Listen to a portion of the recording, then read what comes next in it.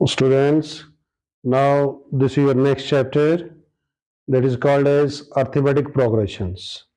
You know what do you mean by arithmetic progressions? Definition is before you. Arithmetic progression क्या है? ये class 10th का chapter number 5 है जिसे हम शॉर्ट में एपी बोलते हैं। सबसे पहले अर्थमेटिक प्रोग्रेशन होता क्या है ये आप जान लें। एक नंबरों की एक लिस्ट, जैसे आपका है 1, 3, 5, 7 एंड 9। ये एक लिस्ट ऑफ नंबर्स है जिसमें हर सक्सीडिंग टर्म, हर अगली टर्म, जैसे ये टर्म है, इससे पहले वाली कौन सी है 1, ये 3 1 में क्या ऐड करके मिला, 2 ऐड करके मिला। फिर इसके नेक्स्ट जो है इसके सक्सीडिंग टर्म है 5 5 इस 3 में क्या प्लस करके मिला, 2 प्लस करके मिला। नेक्स्ट 7 है, इस 5 में कितना प्लस किया, 2 5 की प्लस किया। नेक्स्ट 9 है, पीछे वाले में कितना प्लस करके मिला, 2 मिला। तो इसमें आप देखिए हर अगली टर्म जो है वो पीछे वाली टर्म में, प्रीसीडिंग में, ये प्रीसीडिंग, दिस इज सक्सीडिंग, आगे वाली को सक्सीडिंग बोलते हैं, पिछले वाली को प्रीसीडिंग टर्म बोलते हैं, ये आप जानते हैं। हर सक्सीडिंग टर्म जो है वो प्रीवियस टर्म में, प्रीसीडिंग टर्म में एक फिक्स वैल्यू ऐड कर करके बन रही है। तो इस तरह की लिस्ट को आप एपी कहते हैं। This is a AP, arithmetic progression. क्या लिखा है, जिसमें हर succeeding term is obtained by adding a fixed value to its preceding one. सिर्फ फर्स्ट को छोड़कर, फर्स्ट पहली वाली किस में ऐड किया मालूम नहीं है, वो टर्म नहीं है, एक्सेप्ट द फर्स्ट वन, यहां लिखा एक्सेप्ट द फर्स्ट वन। ठीक है, तो this type of list is called arithmetic progressions. और इसमें जो फिक्स वैल्यू है जो आपने ऐड किया है उसे बोलते हैं कॉमन डिफरेंस। इसमें और इसमें कितना डिफरेंस है, 2 का। इसमें और इसमें कितना डिफरेंस है, 2 का। तो ये आपका कॉमन डिफरेंस हो, जिसका कॉमन डिफरेंस सेम हो उसे एपी कहते हैं। मोटे तौर पे आप ये मान सकते हैं एपी उसको बोलते हैं जिसमें कॉमन डिफरेंस सेम हो, बराबर बराबर डिफरेंस हो हर अगली टर्म में पीछे वाली टर्म के साथ, तो that is called as AP. This is the definitions of AP. Now I give you a more example. For example, this is A, this is 2A, this is 3A, this is 4A. ठीक है, ये भी एक list of numbers है। क्या ये AP है, and so on. क्या ये एपी है, हमें कैसे पता लगेगा कि ये एपी है या नहीं है, हम इनके डिफरेंस को देखेंगे। सबसे पहले सेकंड टर्म में से फर्स्ट टर्म माइनस करो। Second, this is the first, second, third, fourth. Second term में आपकी ट्वाइस ऑफ ए, इसमें से फर्स्ट टर्म माइनस करेंगे। ठीक है, this will be equal to A. ठीक है, तो इन दोनों में जो डिफरेंस है वो कितना आ गया, ए आ गया। इस तरह से नेक्स्ट का भी निकालेंगे आप। थर्ड टर्म में से सेकंड टर्म माइनस करेंगे, thrice of A, this is twice of A, it is again 1a। ठीक है, तो आपने देखा कि जो इनका डिफरेंस है, इन दोनों के बीच का डिफरेंस, इन दोनों के बीच का डिफरेंस, और नेक्स्ट इसका भी जो डिफरेंस है वो सेम है, यानी कॉमन डिफरेंस जो है वो सेम है।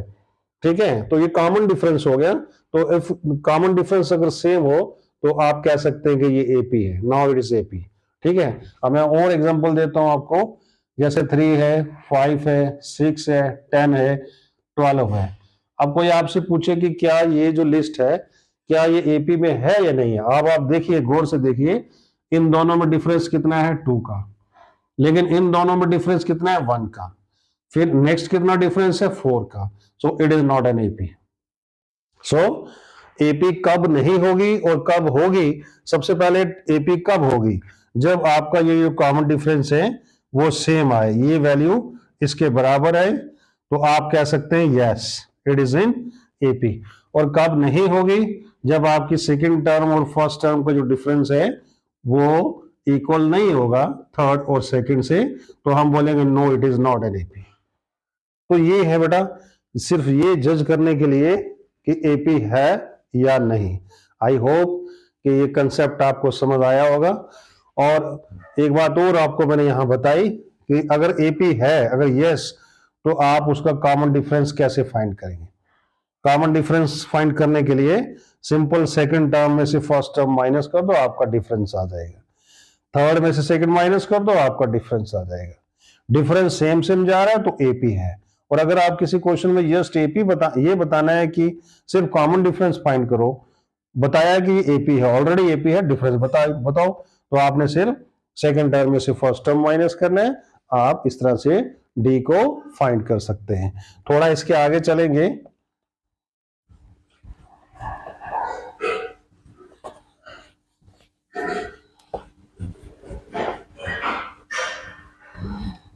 अब ये देखो यहां पर है, सपोज करो दिस वन इज 2, 6, 10 एंड 14, ठीक है। अब now it is an AP. सबसे पहले कि ये एपी है, इन एन एपी, ये एपी ऑलरेडी है, इसको आपने चेक करने की जरूरत नहीं है, क्वेश्चन में डिक्लेयर हो गया कि ये एपी है, राइट। अब आपने क्या करना है, देखिए इसमें कितने टर्म्स हैं, इसमें 4 टर्म्स दी है। आपको क्वेश्चन में पूछा जाता है कि आप इसकी 10th टर्म निकालो, फाइंड द 10th टर्म। बताइए से जो 10th टर्म है वो क्या होगी। A1 भी दिया, A2 भी दिया, A3 भी दिया, A4 भी दिया। आप इसको A1 कंसीडर कर सकते हैं, या T1, T2, T3, T4 ये भी कंसीडर कर सकते हैं। T मीन्स टर्म, ठीक है। तो आप A से भी इसको कंसीडर कर सकते हैं। नाउ देखो सबसे पहले आपके पास A दिया है, A मीन्स फर्स्ट टर्म दी है, योर A1 इज गिवन, ठीक है। 1 अगर नहीं भी लिखते तो चलेगा। A means first term. Then आपका D कितना है, D मीन्स कॉमन डिफरेंस। वो कैसे फाइंड होता है, सेकेंड टर्म में से फर्स्ट टर्म फाइंड हो। This is 6 minus 2 that is 4।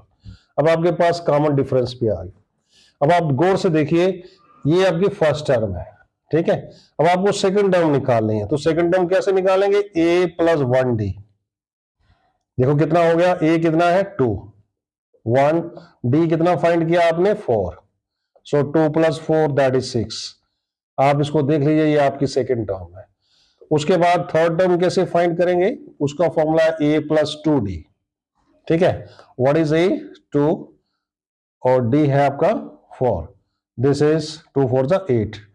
Now this is your third term, ठीक है। Now you want to find that, आप ये फाइंड करना चाहते हैं। आप यहां पे गौर फरमाए, सेकंड टर्म फाइंड करना है तो यहां 1 आया है, जब थर्ड फाइंड करना है तो आपका 2 आया है, ठीक है। इसी प्रकार जब आप 10 फाइंड करेंगे, 10th टर्म, तो क्या होगा, यहां पर 9D आ जाएगा, ठीक है। Now what is a is your 2, D कितना है 4, 9 4 जा 36, नाउ इट विल बी 38। तो आपकी जो 10th नंबर पर टर्म आएगी वो आपका 38 होगा। आप इसको चेक कर सकते हैं, सभी नंबर्स को लिख के आप देख सकते हैं कि हमारी 10th टर्म क्या आती है। अब यहां से एक बड़ी इंपॉर्टेंट चीज है कि ये जो नंबर्स लगा रहे हो आप, कभी आपने 2 लगाया, कभी आपने 3 लगाया, कभी आपने 10th टर्म फाइंड कर लिया, इसको आप n मान लीजिए, number of term, nth term. nth term mean second भी हो सकती है, थर्ड भी हो सकती है, 10th भी हो सकती है, 50th भी हो सकती है। तो फॉर्मूला क्या बनता है इसका, a प्लस जितना यहां होगा उसमें से एक 1 माइनस करेंगे।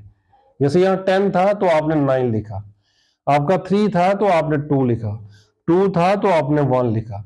तो जो भी यहां नंबर होगा, ठीक है, उसमें से एक -1 करेंगे और साथ में डी।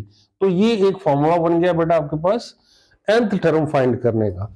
एपी की कोई भी टर्म आप फाइंड करना चाहते हैं तो इस प्रकार से आप एपी की टर्म फाइंड कर सकते हैं।